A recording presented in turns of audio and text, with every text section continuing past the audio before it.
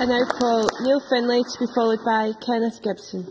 Thanks very much. Could I also welcome my new colleague Jane Baxter? I enjoyed her speech very much and look forward to working with her over the next few years. I'm afraid this is not good for her, but she sounds like my type of woman. Presiding Officer, this debate is not just about getting people a job, it's about much more. This is an important factor that contributes to making a person who they are, and making a family and a community what they are. And unemployment is an ugly scar that blights and debilitates communities. It's quite simply, I believe, a national scandal.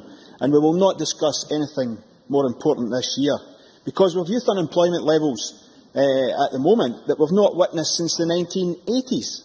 In my own village, we have youth unemployment at 30%, a level unseen since huge employers like the National Coal Board and British Leyland were butchered by the Thatcher government. And now we're in the middle of another closure, with a local big employer at Halls of Broxburn shedding 1,700 jobs. The First Minister, usually when trying to deflect criticism, likes to talk about people in employment rather than the numbers out of work. So using his own methodology, we can see that whilst unemployment has recently dipped, so have the numbers in employment, and I think Mary Scanlon referred to that. So there are fewer people working, even though the official unemployment rate may have declined. The second note of caution, I think, is the stark reality of what is going on in the real world. The Labour Force survey exposes the gravity of the situation. Since March 2007, youth unemployment has increased from 51,000 to 87,000. 36,000 more young people out of work under this government. Using the claimant count, the number of 16 to 24-year-olds on job seekers allowance has gone from 22,600 to 35,800 now. And for those claiming benefit over 6 months, the figure was 3,700 in 2007. Now it's 12,275, an almost fourfold increase. And even more worryingly, the figure for those claiming over a year, 555 in 2007, up to 7,050 by November, a 12-fold increase. And yet Mr Brodie doesn't want to talk about statistics. Perhaps most worrying of all, there are still 12.2% of all young people not in education, employment or training.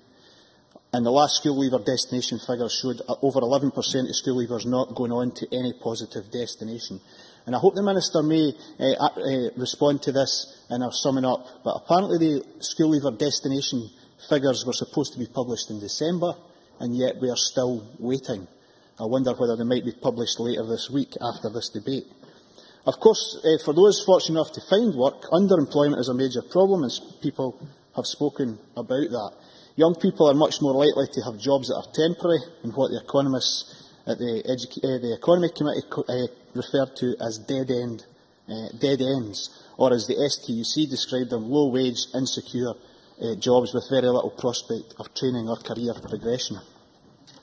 So with the grim job scene as it is, we should support efforts to tackle overall youth unemployment. However, I have to say to government backbenchers that it is a fundamental part of the job of Parliament and parliamentarians to hold the government to account and ask questions about the success or otherwise of policy. So it's our duty to ask questions, to ask whether the interventions are creating long-term and sustainable jobs, or are they merely a variety, a variety of ways in which to shuffle the figures by creating, as one professional in the field recently described, some of the schemes promoted, holding corrals for the unemployed. Certainly, Mr. I thank Mr Findlay for giving way and understand the point he makes. We do also accept, though, it's also the responsibility of the opposition when it's putting forward its amendments suggesting additional expenditure in transport, college funding, childcare and housing, to also tell us exactly where that money is going to come from and where you'd make the other cuts to make that expenditure increase. Is that not also the responsibility of the opposition to behave in a mature way? I'm sure Mr Crawford took that position when he was in opposition as well, and I'm sure he identified every single penny that he would have spent several times over. I don't think. At this time we would expect our colleges to be the key to drive key to the drive to get people back to work. Yet it is a deliberate policy of this government. College funding has been targeted and reduced, with 70,000 places for part-time students cut, 1,400 job loss and fewer courses available. How on earth is this a sensible policy at this time? The Careers Service, people have mentioned it. We discussed it a few weeks ago, and we heard staff, trade unions and independent academics highlighting how the so-called modernisation will not improve job prospects, but hinder them. How can that be a sensible policy at this time? And of course, no, I'm in my last minute. And what if the government's much-championed modern apprenticeship scheme? On the face of it, who could disagree? However, we've introduced this scheme without having any way in which to measure whether it is effective or not. And Skills Development Scotland have written to me exactly stating that, because they cannot tell us whether any of the people who go through the schemes remain in full-time employment afterwards.